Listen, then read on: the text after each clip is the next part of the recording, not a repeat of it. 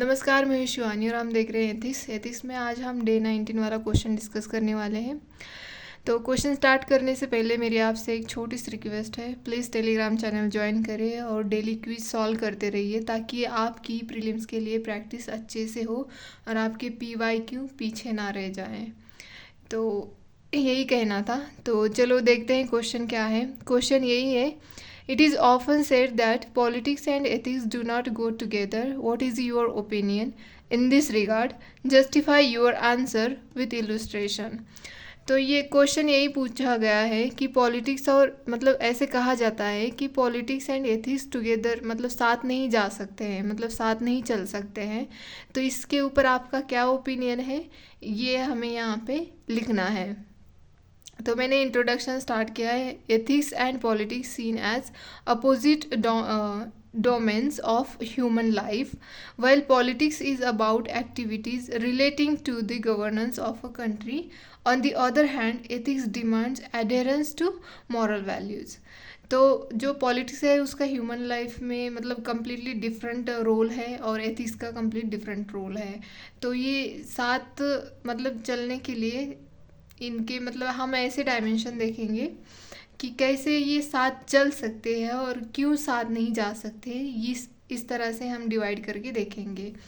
तो नेक्स्ट लिखा है मैंने यहाँ पे, ethics are essential the moral rules that direct a person's conduct within a group, community और ड्यूरिंग अ पर्टिकुलर एक्टिविटी। मतलब एथिक्स तो आपको पता है ना, एथिक्स का सिंपल मीनिंग यही है कि क्या सही है और क्या गलत है, यही एथिक्स का मीनिंग होता है।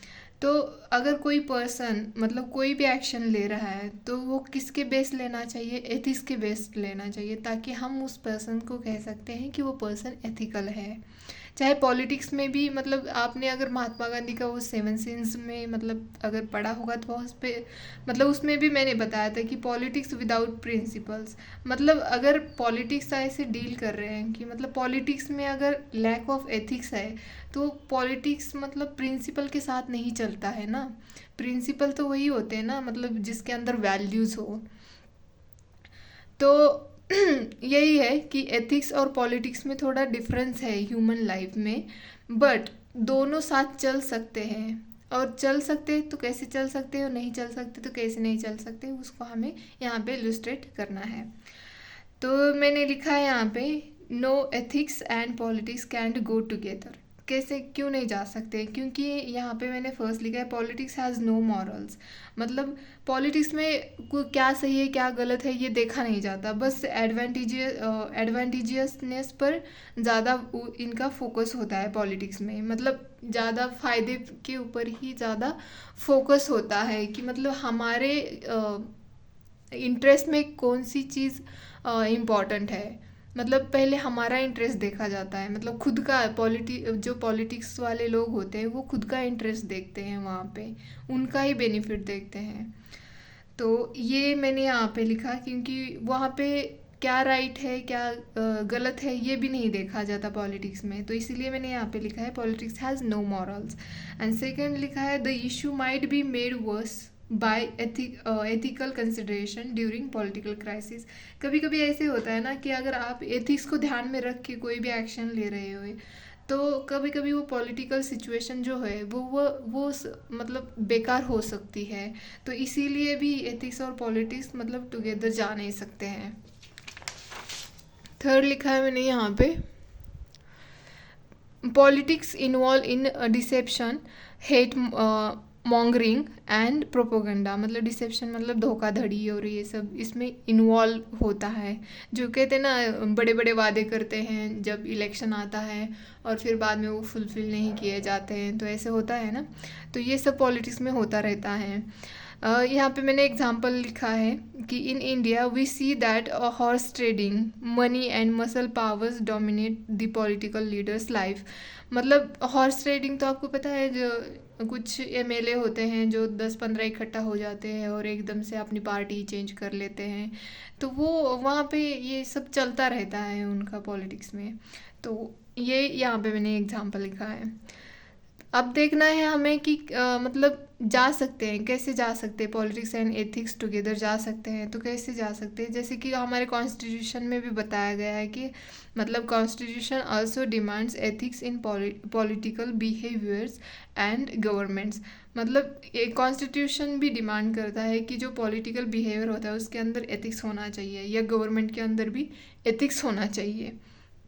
एग्जाम्पल लिखा है मैंने यहाँ पे, Mahatma Gandhi who exhibited unwavering commitment to ethical standards in politics. Second लिखा है मैंने यहाँ पे, ethical politics is a desirable democratic values. मतलब एथिकल पॉलिटिक्स होना चाहिए, ये डेमोक्रेटिक का एक वैल्यू भी कह सकते हैं हम। तो एग्जाम्पल लिखा है मैंने यहाँ पे, political system eradicate corruption, socio economic exploitation etcetera. अगर पॉलिटिक्स के अंदर एथिक्स है ना तो पॉलिटिक्स का एक बेहतर मतलब यूज़ भी किया जा सकता है। जैसे कि ये करप्शन जो सदियों से आ रहा है उसको हम मतलब कम कर सकते हैं, पूरा इरेडिकेट तो नहीं कर सकते पूरी तरीके से, बट कम कर सकते हैं। और जो सोशियो इकोनॉमिक जो एक्सप्लॉयटेशन होता रहता है सिटीज़न का, तो ये भी मतलब कम कर सकते हैं हम अगर पॉलिटिक्स में एथिक्स हो तो। मतलब दोनों इस तरह से साथ जा सकते हैं। So therefore ethics and politics are contradictory to each other as Mahabharata proclaims. मतलब महाभारता में कहा गया है कि यतो धर्मा ततो जया। मतलब जहाँ पे धर्म, जहाँ पे जस्टिस है ना वहाँ पे विजय भी होता है। जैसे कि यहाँ पे लिखा है, मैंने इंग्लिश में दे रखा है, victory lies in upholding the principles in political life. तो ये था आज का क्वेश्चन डिस्कशन। होप कि आपको पसंद आए। अगर इसको अलग तरीके से लिख सकते हैं इस क्वेश्चन को, मुझे तो थोड़ा हार्ड लगा लिखने में क्योंकि पॉइंट्स और एग्जाम्पल थोड़ा सा मुश्किल लगा मुझे। तो अगर आपको कुछ और पॉइंट्स एग्जाम्पल मतलब अच्छे लगते हैं तो प्लीज़ आप कमेंट बॉक्स में मुझे बता देना, या तो हमारा टेलीग्राम का ग्रुप है वहाँ पे भी आप बता सकते हो।